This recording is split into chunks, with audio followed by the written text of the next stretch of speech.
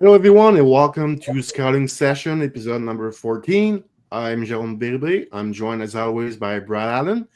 And Brad, we have a guest for a second straight week. We have Christian Litscher, who's our USA scout at hockeyprospect.com, joining us this week. Christian, how's it going? It's going good, guys. We have the World Junior A Challenge starting today, and then World Juniors coming up soon. So exciting times. And Brad, how are things going for you? Painfully. It's I'm in a bit of pain right now because I'm doing my second scan of all the goalies to try to figure out what we're dealing with order wise, and most of them are not doing that well. So it makes my life a lot harder. So I've gone from like telling people I think this draft is like still a decent goalie draft to being like after the top 3-4 names, it's like going off a cliff for me. But there's time. So we'll see how it works out. And I've got all my Christmas shopping done. So I am feeling a lot less pressure. I'm feeling pretty good right now. It's clear. So that will allow me to get going on the school over the entire Christmas break here and watch the World Junior A Challenge, which I know Hao Ji Wang won't be there, but that doesn't mean there isn't some important players for us to watch. Yeah, actually, we're going to talk about at least one of those players today in the episode today. So with Christian, we're going to talk about some 6 USA prospect playing in college, the USHL, and also the NTDP. So let's get going with our first player, Christian. We're gonna go with Wisconsin Logan Hensler, who was playing for the program the past 2 seasons. So I'll let you go, Christian, on what you've seen so far from Logan Hensler. Yeah, Hensler. He's a late birthday from he was with NTDP, so he's been a name that's been around for a while now. He's a two-way defenseman. His best asset is his skating. Really has great feet, and where he really excels right now is he in transition. When he's at the top of his game or like his best moments, you can pick out. He's moving pucks really quickly, really effectively. Just a really good first pass. Like I said, his skating is his strength, so he can use his skating to backpedal. Really opens up his hips and can open up some passing lanes. Good at retrievals.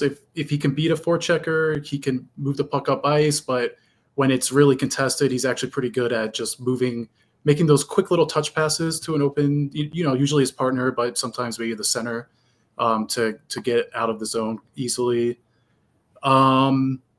Two-way guy. There's still, I would say his offense is ahead of his defense right now. But even then, there's still some untapped offense here. He's got a really good shot offensively, really his one-timer, like really heavy, and he doesn't use it a lot, but when he does, it is a threat from the top of the zone, so he can beat a goaltender from the top. So like power play, again, he has that one-timer. But with his season so far, he's been a lot more of a distributor than a shooter. So, we'll see how his season goes and what's to come, but we saw it more last year where, that shot from the point. Defensively, he's got a lot of potential as well. He's not quite there yet in terms of just being able to lock things down and really being hard to play against. There's a lot more room to grow physically than I thought coming into the year. I thought he was maybe a little bit further ahead defensively than he is. You see it in battles where he's just doesn't really have the strength to compete, especially Big Ten, like pretty good conference that he's playing in.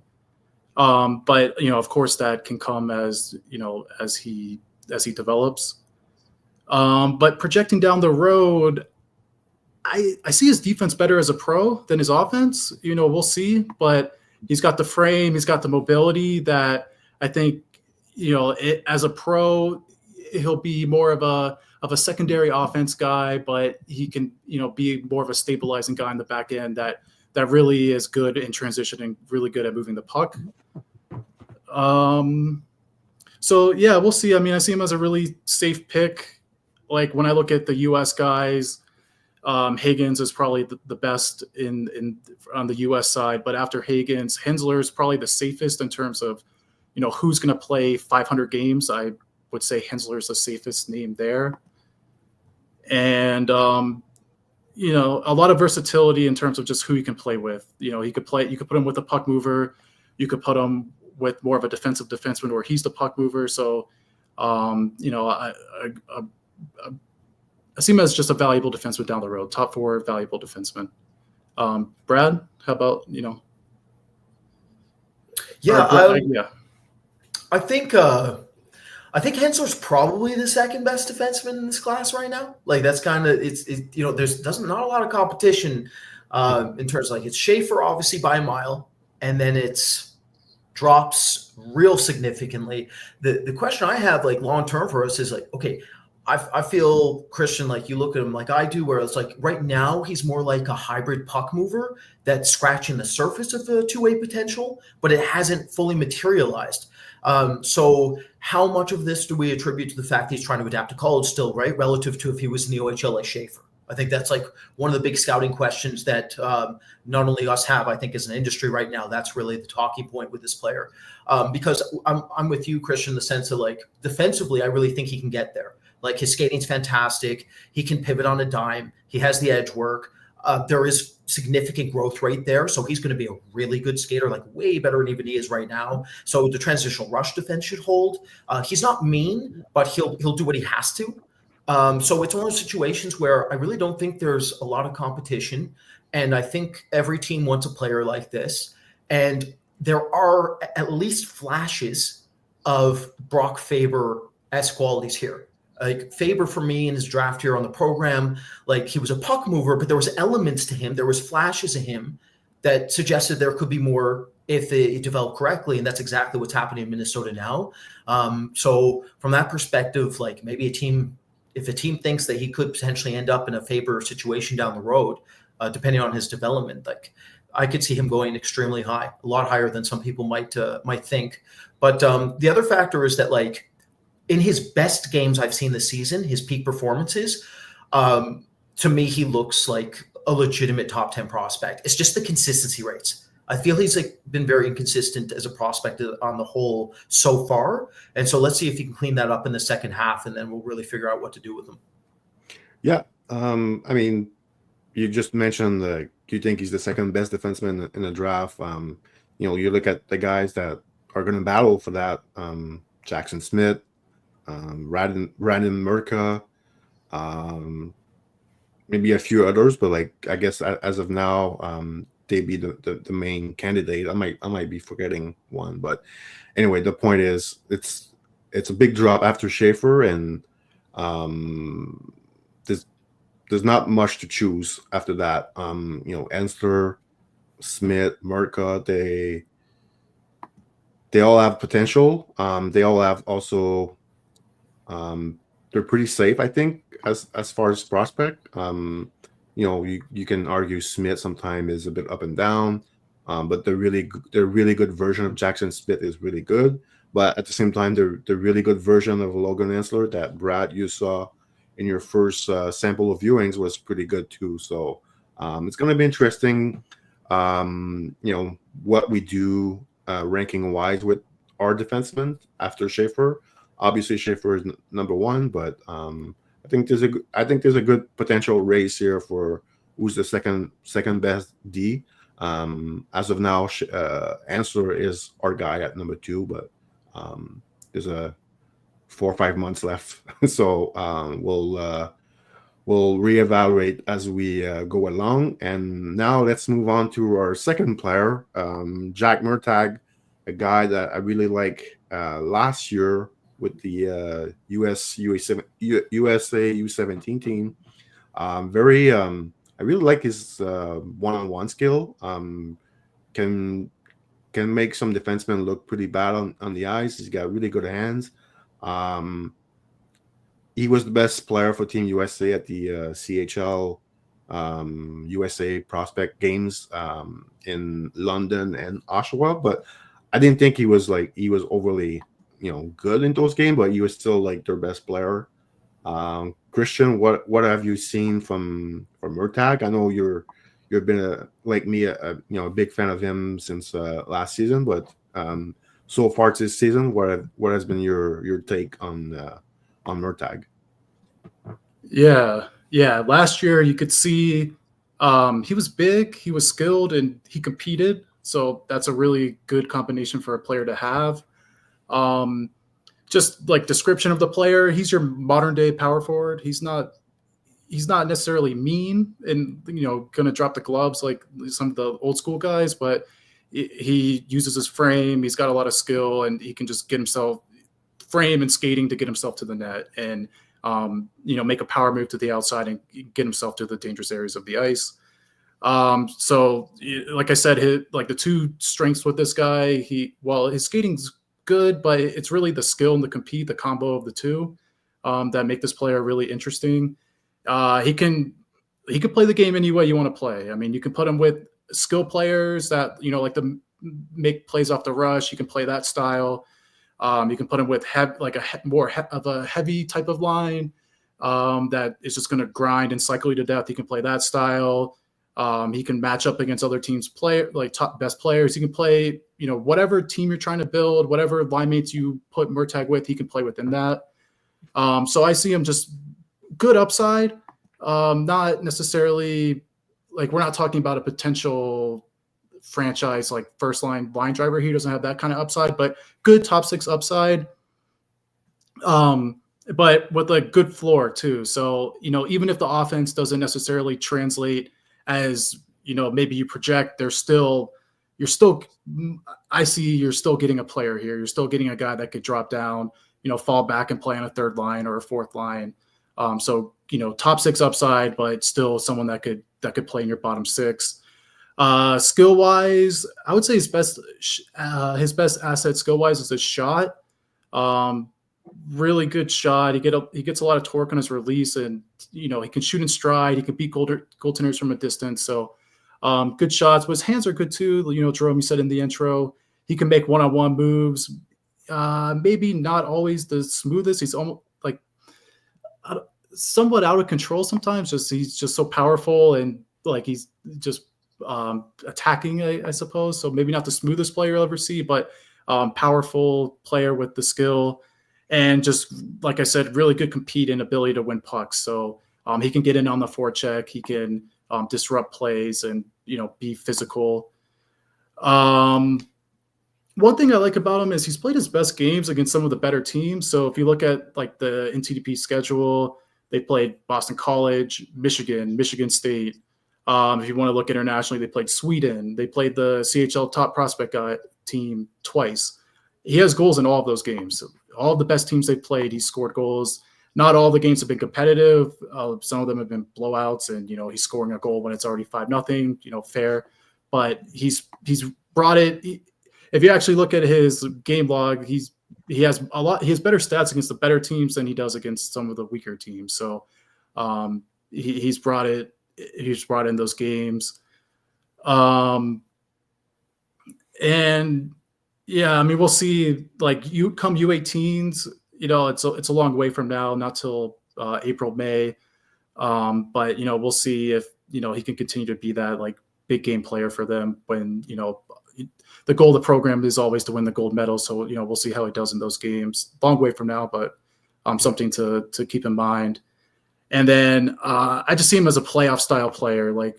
Maybe he won't put up quite as many points as some of the guys, but come playoff game, I just see this is a guy that you would want on your team. He'd be a very effective guy in the playoffs.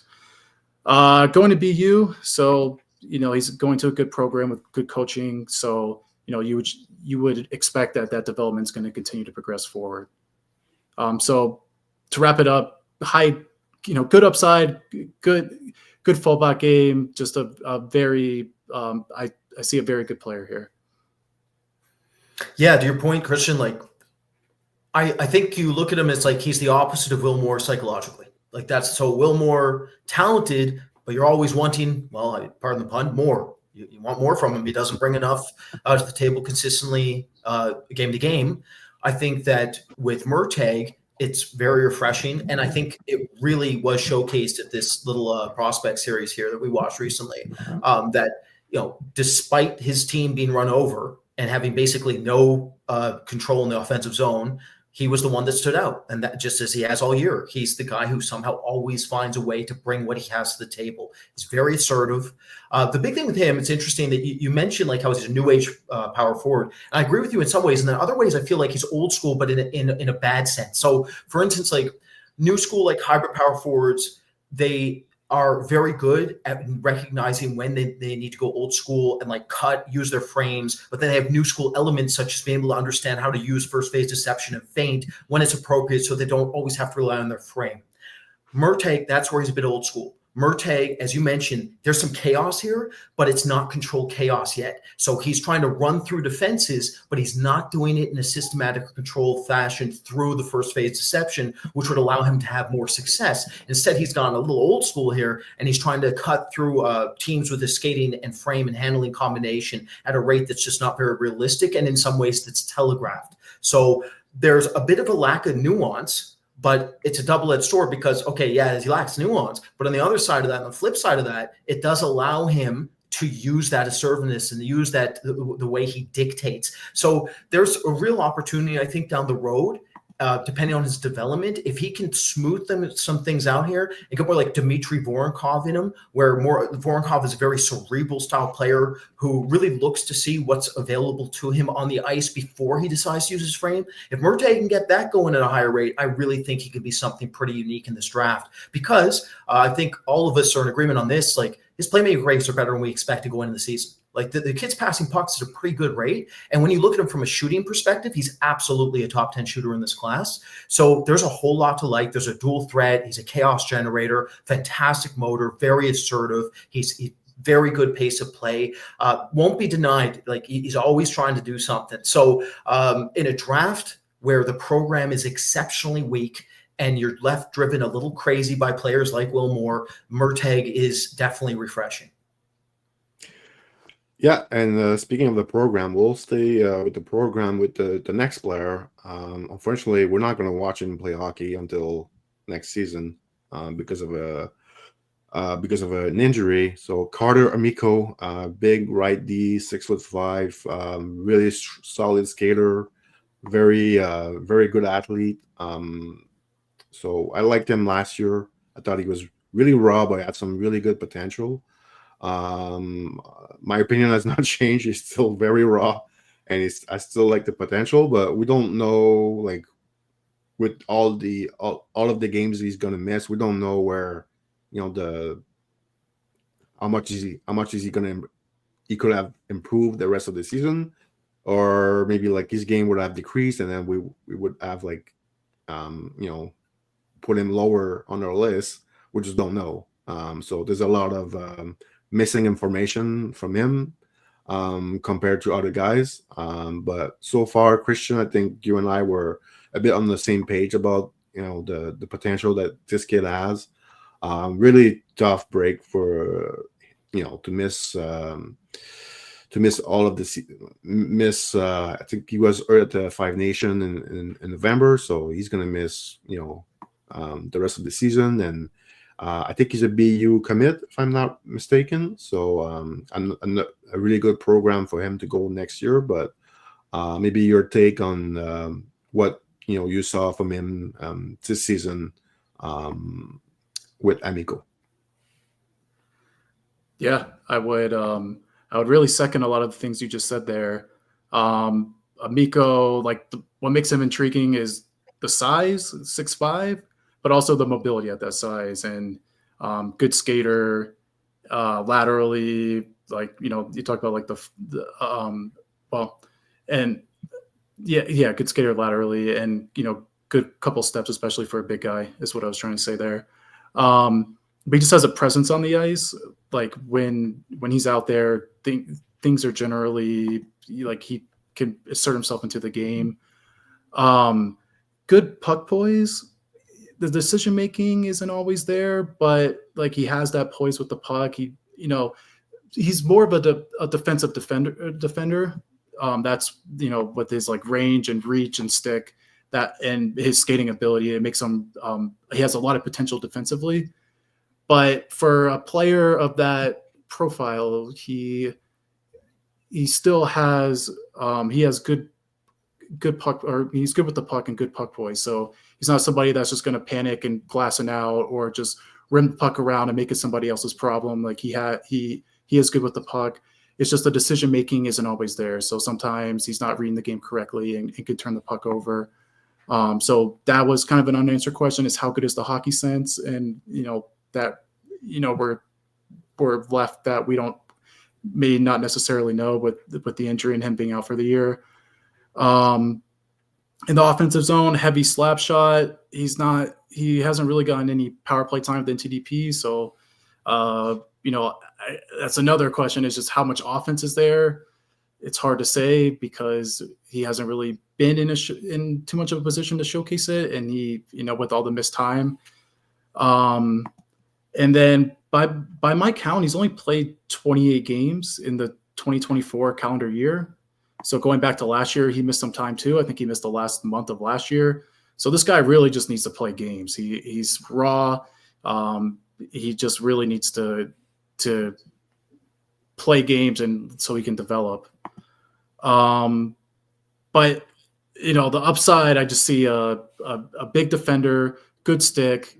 He has good compete. I think if you want to watch like any tape on him, the Boston College game, the program got smoked that game. I think it was 6-0 at the end of the first period, if it's something close to that.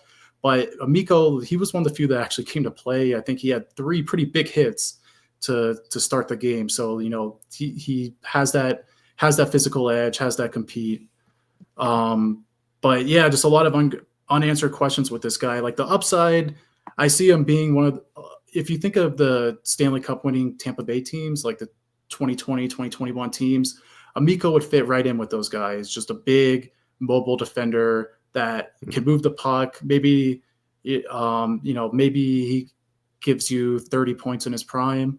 But, just a defender like that's really valuable on the back end. Yeah, do you know what? I've never said this to Jérôme, but I'll say it here, which is that he reminds me a little bit of an American Dmitry Simashev. He's not at the same level, and I don't think he projects to be, as talented or toolsy down the road. But in terms of like the package, 6'5", can skate, soft hands relative to his size already, doesn't always recognize what he can be capable of in each zone, and that's okay. For players this age, that's usually a concern, and it is with Amico. But from a scouting perspective, this is a tricky one because we've got to be very careful of recency bias, where we're going to see so many players coming up for our final ranking down the road, and we're going to forget about this kid. And so it's one of those situations where it's like, where exactly do we put him? Because there is definitely a very intriguing package that I think I'm with Christian on this, where it's like the main thing here is he's an insulator. Like long term, this is a defensive insulator. This is somebody who's going to help a Denton Matejchuk or Lane Hudson, and that's okay. That's for real hockey. That's exactly what some teams really want.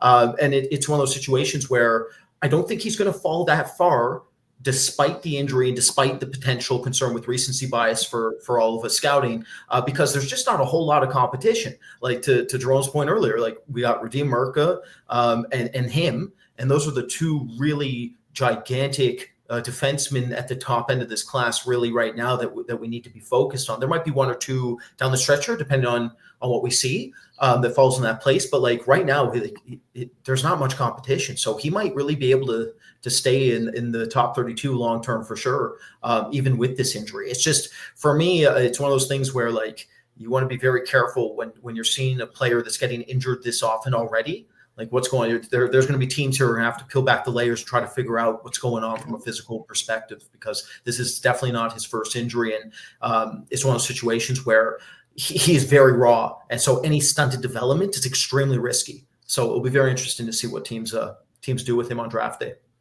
Yeah, he was probably the last player we wanted to see get injured, because we have so many, question mark based on like he's super raw. And like, or question mark, well, they will remain question mark until next year, because we're not going to have an answer this season. But if you're somewhat confident in him, you're looking at someone who can be a top 4D in the NHL, right shot, mobile. That's some, he can be physical, as Christian mentioned. So there's a lot to like here. obviously, the puck game, the decision making is we're not gonna have any answer on those question marks. So he might be a bit of a risky pick, but at the same time, there's not many defensemen. And just if you look at the top 32, there's not many defensemen. Maybe some guys will get better, like maybe Yao Ji Wang might be a guy who will rise in our ranking, but lots of lots of question mark with that guy as well. So just not a really strong defenseman class this season. So we'll see what Amico and I'm with Brad. I don't think he's gonna fell off too much because NHL team they are looking. That's the type of defenseman they all want on their team come playoff time. So let's move on to the next player, Cullen Potter from Arizona State. Played for the program last season with the U17. Moved right away to NCAA hockey this season. Christian, you saw him a few weeks ago, I believe. So I'll let you give your take on Potter. Yeah, Potter, he's a tricky evaluation. On one hand, he's probably the best skater in the U.S. region. Like his first couple steps are excellent. He 2 strides and he's flying. He's at top speed. Skating mechanics are excellent, very good. So just very dynamic from that sense. Anything skating related, very, very good. The question is, he's 5'9", maybe 5'10", and the skill, he has good skill, but is it good enough at his size? And then what does he project to be in the NHL? So like I look at some of the more dynamic, like I guess you could call them star players in the NHL that have similar size and skating, like Kevin Fiala's one, but he like tremendous release on his shot. Jacob Vrana, he was another one where he had some off ice issues, but he was tracking to be that 30-goal guy. Tremendous release on his shot for Vrana too. Potter doesn't shoot the puck like them. He doesn't have that release where he can break a game wide open, and then he's deadly from. He can make you pay and put it in the back of the net. He doesn't have that shot. He's had some opportunities, but miss the net or goalie saves it. He doesn't have that deadly release to be that one-on-one goal scorer type. So then, is he more of a playmaker? And it's not really either. Like I like his hockey sense. I think it's good, but at full speed, he doesn't really make a ton of, he more tries to attack the net with the puck than make plays to teammates. He's not necessarily you want to describe him as a pass first guy. So he's not using his speed to draw attention and then open up space for teammates and then find them. He doesn't really use his speed in that way either. So it's, where is he more of like a third best player on the line type that has enough skill to produce? That I think that's really where the question marks are for me. Like where does he actually fit in an NHL lineup? Because if he's not producing, how many teams are going to want like a 5'9", 5'10" skill forward that doesn't, that's not maybe getting 56, 60 points a year. There's a fine line there, because if he's not that, he's going to have to, right now he likes to play more in space. So he's going to have to, be probably more of a dirty area guy. At least that's how I see it. If he's not, if he's not going to be in your top 6, more Yanni Gourde, less Tyler Johnson. That's kind of how I see it with this player. But there is, I'm saying that I'm sort of suggesting the skill's not good here. The skill is good. He's, there is second line upside. It's just, to me, it's just a question of if he gets there. Like the shooting mechanics are good. They're not great. Hockey sense, he makes a lot of good passes in transition, but like usually it's not at full speed. So it's usually like he'll get the puck. Maybe he's pressured and he's aware of his options and he makes a pass through the weak side or pass to the far wing. But but at full speed, he's not always making those plays with the puck. I think his battle level, I had some problems with like his puck support and like his desire to really get his hands dirty, so to speak, like earlier in the season. I think that's come along better as he's adjusted to the NCAA and he's, maybe playing with a little bit more confidence, but he's still, I said it earlier, he's still a guy that prefers to play in space. He's not like, he doesn't have that, I'm good, like muck it up mentality. He plays the opposite of that. So we'll see. We'll see where it goes. I mean, he's got an attribute that can get him to the NHL. He's got the skating can get him to the NHL. The question just from there is, what is he actually going to be? Like ideally for me, he's more of a early second round target, but that's easy to say, that's easy to say. So we'll see. We'll see how the rest of the season goes as he adjusts to college hockey. I mean, not too many 17-year-olds have played in the NCAA. You're looking at just Matthew Wood and Celebrini. So in the last 10 years or so. So, yeah, I mean, we'll see how the rest of the season goes. Yeah, I've, it's Christmas. I've been, one of my guilty pleasures is Jingle All the Way with Schwarzenegger. I won't lie, I love it. You guys can judge me, it's fine. But when I associate with Schwarzenegger, I always think of The Predator. And I remember when Arnie first saw The Predator and he took off his mask and Schwarzenegger looked at him and was like, "What are you?" And that's what I felt like when I saw this player. I was like, what is this player? Like, what's going on here? So let's do a little compare and contrast for our audience, because this is one of the strangest players probably we've scouted in the last 4 or 5 years. This is a weird one. We got a strange one on our hands. So Gavin Brindley, I think there's some contrast there, because obviously Brindley was college eligible, first year freshman during his draft season. They're similarly sized. They both are very, very good skaters.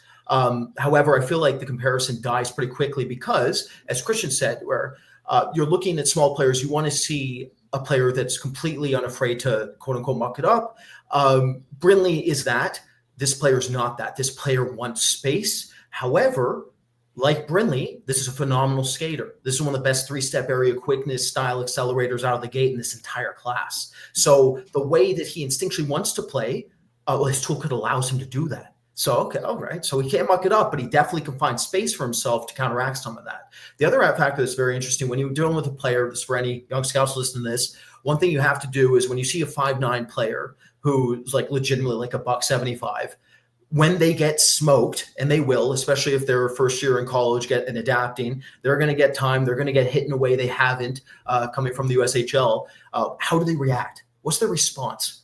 And with this player, Potter, he just bounces right back up. He just explodes right back onto his feet. He doesn't try to show any sort of pain. He's not. One hit specifically, I was like, oh, this kid's hurt. Let's see if he hides it. He hit it. So just like in boxing, if you see a professional boxer getting hit, like maybe some of you, December 21st, the Usyk rematch is happening. When Usyk got smoked by Fury in those mid rounds, he got hurt real bad. What did he try to do? He masked it. He didn't want to show Fury anything. Potter has the same mentality. That mentality translates. That's what he must show.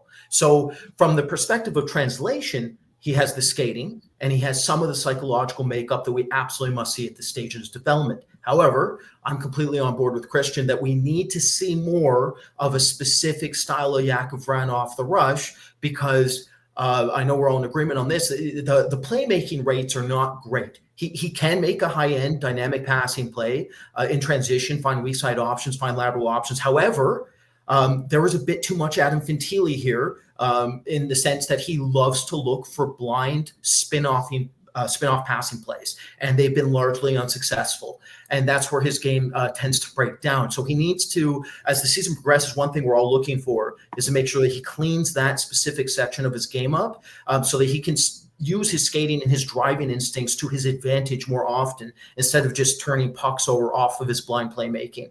So with that said, he can really handle and he can really skate. And so if he can use his multi-directional skating with his handling theoretically, that means he should be able to get himself into positions where he can shoot closer to the net than, say, suggest Jakub Vrana, which will at least give him some projectability still. It's just, it'd be really, really nice if he did have that shot quality, like Porter Martone style shot quality, or a player like that could really help him with his translation. Because, like, this is one of those situations, this is a new age prototype. There's very few NHLers that play like this kid. Like, there is no comparison.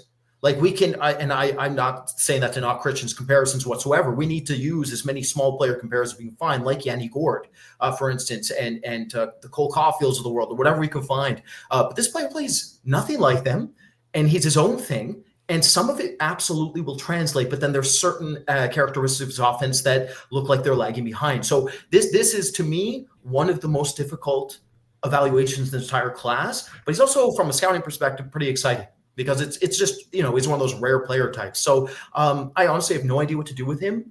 It's going to be completely based off of his transitional rush offense and how he starts showing if he can start attacking further out, or he starts learning that he doesn't have the shot quality that we hope maybe he projects down the road, and he starts learning how to have a much more inside driven, down low attacking game, because that's there. He just doesn't use it enough at this time, and it's going to be really tricky to see if he doesn't do it this season. It's going to be really tricky to evaluate him in the future, because maybe one of the reasons he hasn't done it yet, and fair enough, is he's underdeveloped physically, so he's not going to take those chances. We saw this before, guys, with Lucas Raymond. Lucas Raymond, when he got the SHL, he didn't want to take contact, and it's not because he was afraid to take contact. It's because he knew physically he couldn't hold. So now he's fine, right? So is that going to be Potter? And these are the type of questions we got to ask ourselves. It's very, very difficult evaluation, but an exciting prospect and a very interesting one. Yeah, I mean, to be honest, in my viewings, he's been pretty average. So I'm not too high on him, and I was not too high on him last year as well. So, and when you have probably average playmaking, then you add average, shooting skills. To be determined, but as of now, I would say it's more average.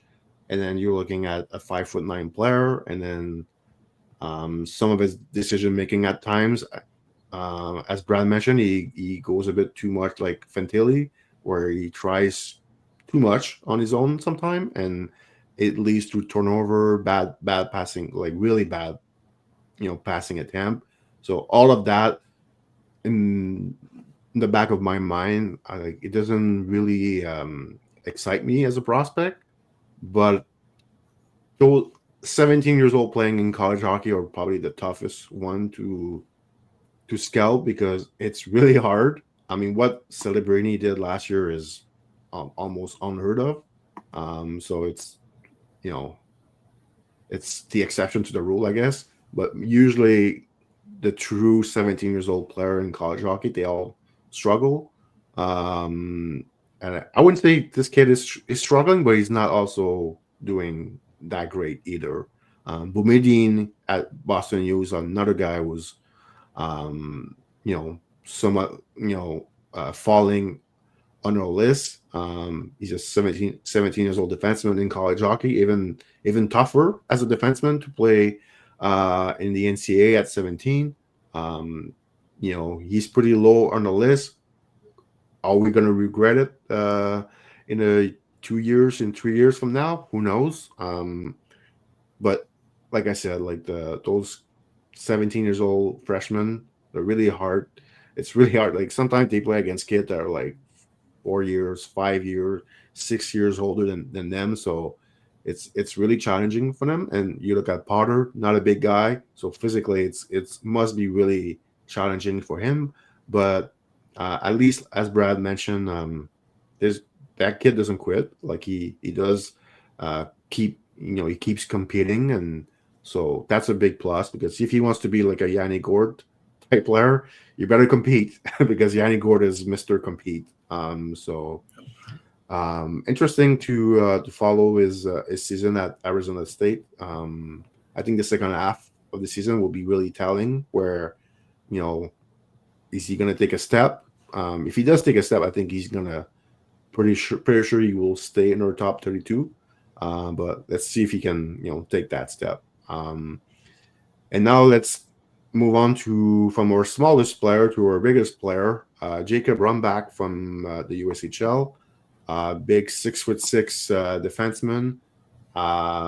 Christian, I'll let you give your take on what you've seen from Rombach so far this season.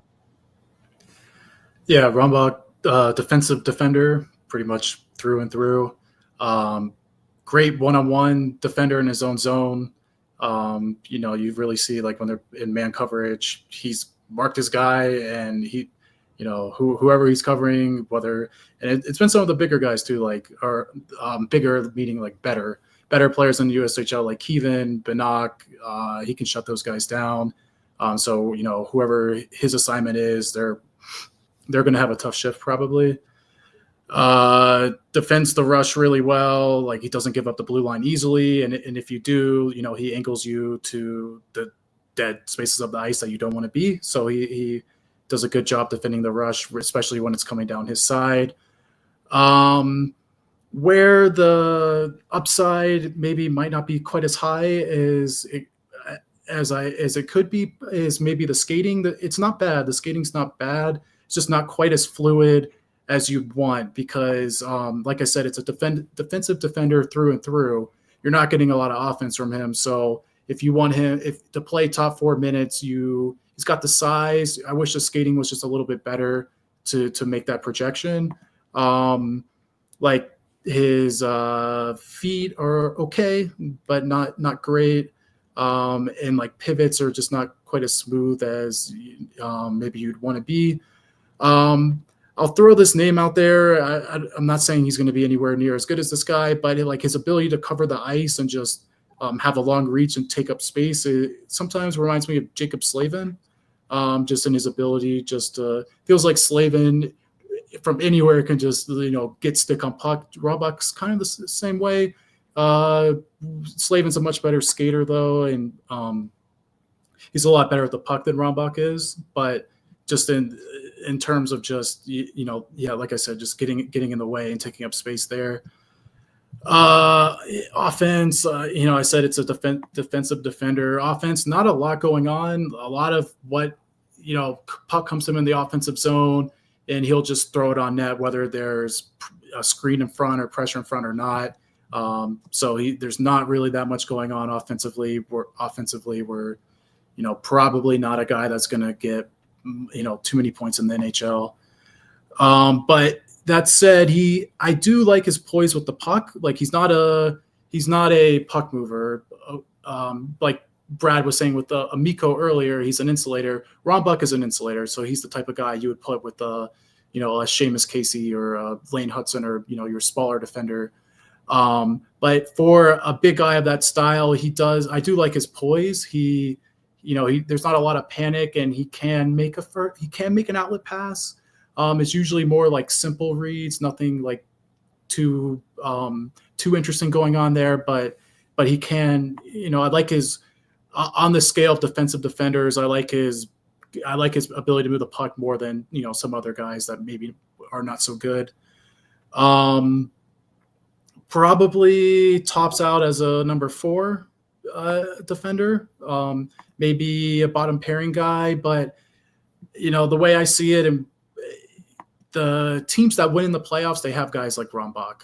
They have just those big D that can play that playoff style game. So that's really the appeal of Rombach. Game in January, maybe there's guys better, but once you get to the playoffs, these are the D that really have a lot of value to the ultimate goal of winning. So yeah, I mean, I see, you're going to need guys better than Rombach at the top of your lineup, but give me 2 Rombachs to round out my decor, and I'm happy. I'm a happy GM with that. Yeah, to Christian's point, I think you mentioned it. The secret sauce of this player is the poise. Usually, if you get a 6'5", 6'6" defenseman at this age, they don't move pucks nearly the degree they theoretically could, just because they overly use their frame and range. And that's a mistake. With this kid, he's moving pucks. He's calculated. The spatial awareness is very impressive. He does not get flustered off of multi-man forecheck coming down on him. He seems to always find that secondary option when he's behind his goal line. And he is advanced in that area. That specific area is what breathes life in this prospect for me and makes him more of a modern day shutdown defenseman. For any scouts out there that are actually in the industry, if you listen to this, I know what you want. I'll give it to you. No, he's not mean, not tenacious. That's the one thing really missing. He's a bit like Owen Power. That's the Owen Power. Imagine what Owen Power would be if he had some snarl and some vinegar in him, right? And that's unfortunately the one huge area here that's really lacking. And of course, every attribute you weight relative to the context of each player. In Rombach's case, with any 6'6" defenseman, you want as much hack and paw and big cell in them as humanly possible. You want them to be a human missile coming at the opposition because of their structure and their frame. Unfortunately, that is not what this player is. He's calculated, poised, very technical in some areas with his exits and retrievals. But he does have excellent range, and he knows how to use it at times. And it's not like he's soft. I wouldn't call him soft either. It's just not going to be the hallmark of his game will never be that he's going to be this nasty rock'em sock'em style defenseman. It's just not his nature. And yes, for some of you that want to know if he does have maybe secondary offense that's sneaky, the answer is no. No, it's not. It's not coming. It's not coming. Very stationary, very old school with his offense. Kind of reminds me, Jérôme, do you remember Calgary's second-round pick, Russian defenseman we liked, 6'4", a couple of years back? Can't remember his name off the top of my head. Still in their system. Yan Kuznetsov. Sam Yan Kuznetsov. Very similar stylistically, Yan Kuznetsov for me, this player is. And has some of Yan Kuznetsov's shortcomings as well, specifically with skating, trying to adjust with the pivoting and trying to sink his crossovers and use his crossovers to his advantage, stay in front of his the opposition. There's some trouble there with that. So I think he's a taller, better version of Yan Kuznetsov at the same age, and that matters. That's still a player.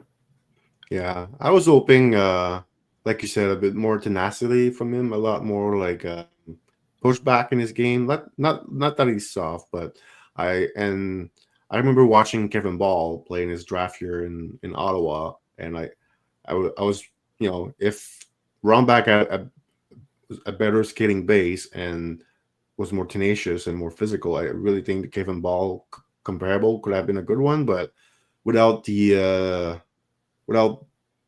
a really physical player and the skating, lagging behind if you compare to Kevin Ball where he was in his draft year, I guess that comparable doesn't make any sense anymore. So, but yeah, and people say Kevin Ball, like, what are you talking about, Jérôme? Like, honestly, if you do a redraft of the 2018 draft, it was a bad draft. Like, this kid is top 20 in the redraft, probably.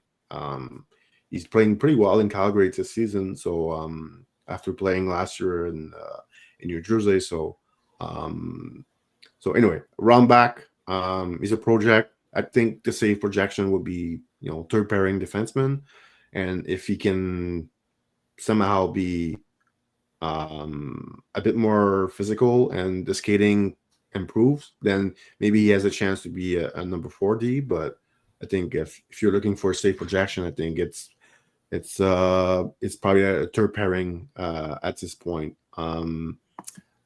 Next guy and the last guy actually we're going to talk about into this episode is from Madison in the USHL, Ryker Lee. So Christian, I know this has been probably the player that has been talk a lot the most in our group chat amongst our staff. Brad leading the way, obviously. But Christian, I'll let you start with maybe your take on Ryker Lee so far this season in the USHL. Yeah, Lee, offensive forward, very good skill level, very good skill level. Also very creative player. Like the creativity along with the skill, like he can the creativity, but also he has a skill to execute. So there's a lot of good stuff happening there. Really good hockey sense. Like he knows how to use his teammates to make them more dangerous, but also knows how to use his teammates to make himself more dangerous. So really good at passing across the seam, Really good shot too. He has that. He really likes that like new age drag release. So like where you change the angle of the shot. Pretty deadly there. Very good power play player where he's got a little bit more time and space to create and make plays. One like I last game I saw him, it was against Chicago. I think it was right after Thanksgiving. He made a bunch of really good plays in that game. There was or just a lot of creative plays. There was one, I think the first, really early on in the game, I think his first or second shift, he made not really a saucer pass, but more of a flip pass over the defenseman to send one of his line mates on a breakaway who went and scored. So he got an assist there. A couple shifts later, he was in the D zone. Puck came around the boards, and then he picked it up on the half wall, maybe 2 strides, and Chicago had pretty bad tracking if you look at it, but his center Mason Moe was streaking up the weak side, and he made like not as pretty as the Erik Karlsson pass from the playoffs, like that saucer pass, if anyone remembers that. He made a similar-ish pass to that where he just put the puck, over everyone's head, right in stride to Mason Moe, who went on a breakaway.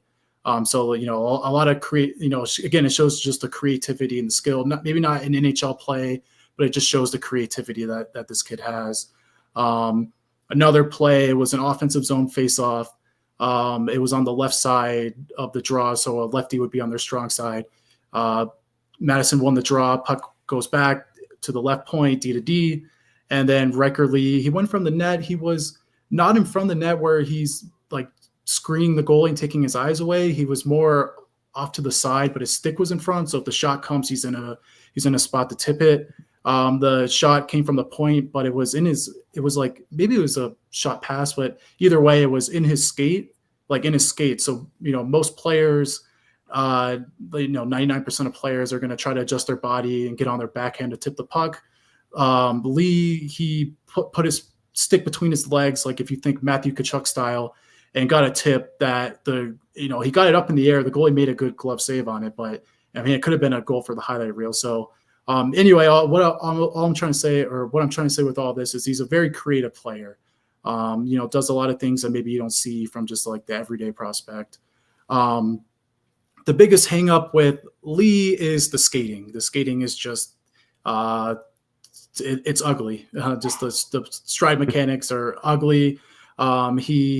He's not a dynamic player in space. So like in open ice, he doesn't have the skating to really to break open a game in space. He doesn't have the skating to do that. But he is fairly elusive, for a guy that maybe is not the prettiest skater. He actually, pretty elusive with the puck, and is good at like being able to make guys miss and create offense. So that's really like the big question mark with this player is to what extent is the skating going to hold him back? You probably look at like Jason Robertson, not saying Lee's as good, but that's probably the gold standard of a guy where, maybe the skating's ugly, but, the guy scoring point per game in the NHL, it doesn't matter. So that, with Lee, it's just what side, where is it going to go? Is the skating going to hold him back, or is it going to be, is he still going to be able to make plays in the NHL despite that? So that's really the big question with Lee. Yeah, and it's what compounds it is that Jason Robertson's massive and Ryker Lee is 5'10". Yeah. That makes our life really tricky. For everybody listening, to give you an idea of the talent level, if he could skate like Potter, top 10 all day, forget about it. It's over. He's top 10. So it gives you an idea of the talent, creativity, dynamism of the player. Very inventive, as Christian talked about. The big thing with this kid is that, like Murtagh, he asserts his game.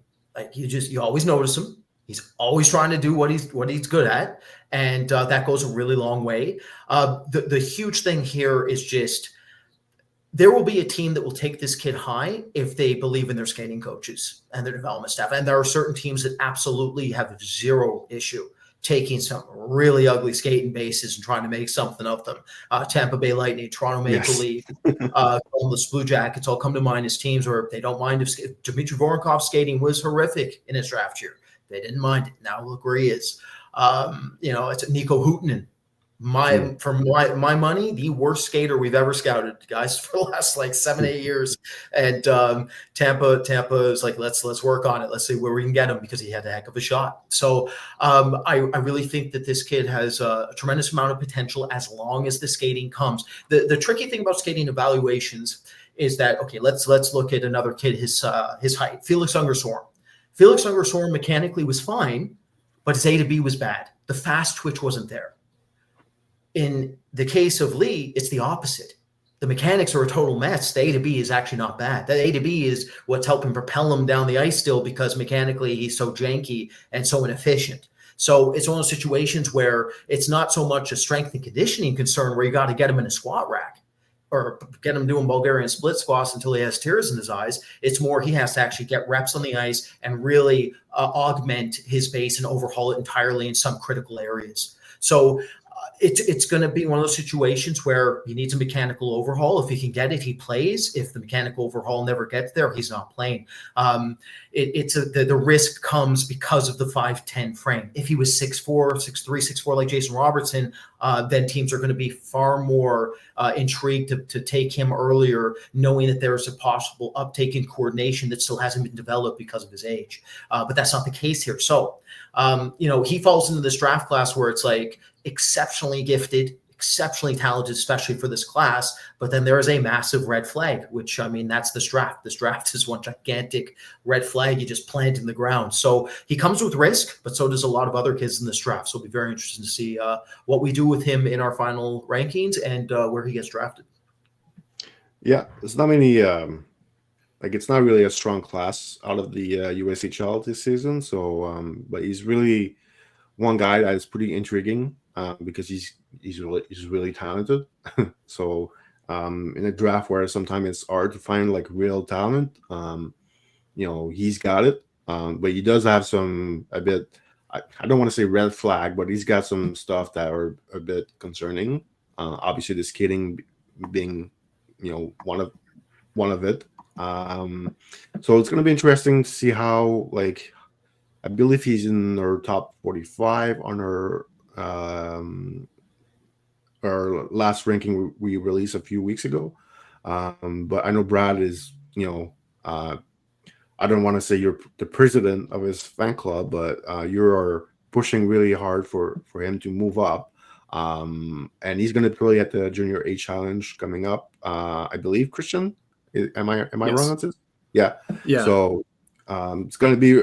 I think it's going to be a really important tournament for him this week.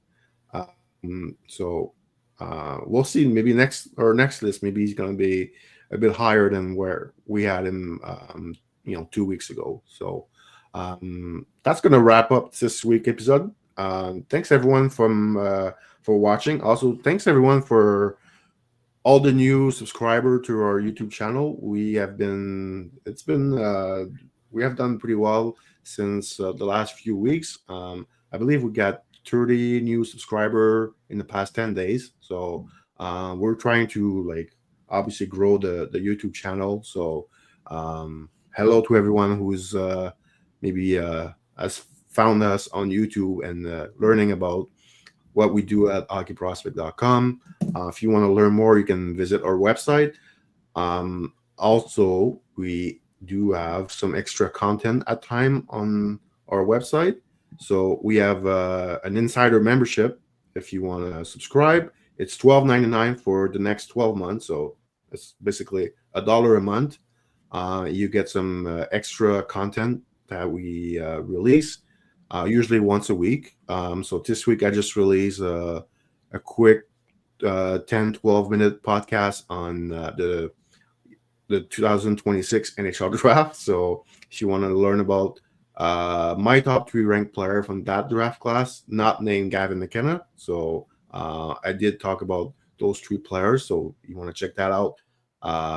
Visit our website. I'll leave the link in the video description on YouTube. So And we'll talk to you guys next week, Brad. I believe we're doing a World Junior preview episode. So that will be your last episode before taking a break during the Christmas holidays. So big episode coming up next week where we preview the World Junior in Ottawa. I'm going to Ottawa this week. I'm gonna go watch the Team Canada camp for 2 days. They're playing 2 games on Thursday and Friday, so I'll be in Ottawa for those 2. So I might have maybe some insight on what I saw at the TD place. So again, we'll be back next week, and thanks everyone for watching, and we'll talk to you guys next week. Thanks, guys. Take care, everyone.